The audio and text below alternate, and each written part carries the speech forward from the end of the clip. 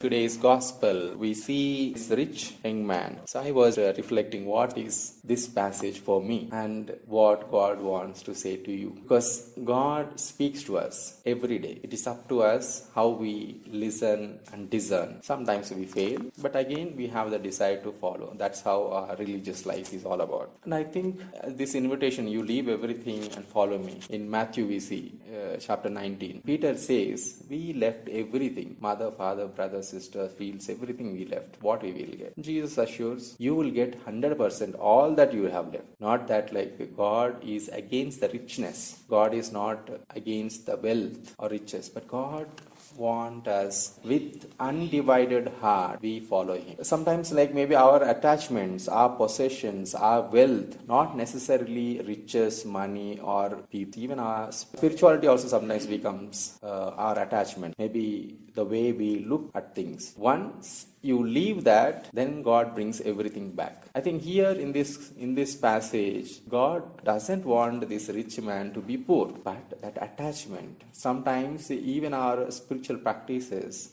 God tests whether you are able to leave that. In the first reading, we read, St. Peter is saying, it is necessary for you to go through various trials so that the genuineness of your faith is tested and found to result in praise and glory and honor at the revelation of Jesus Christ.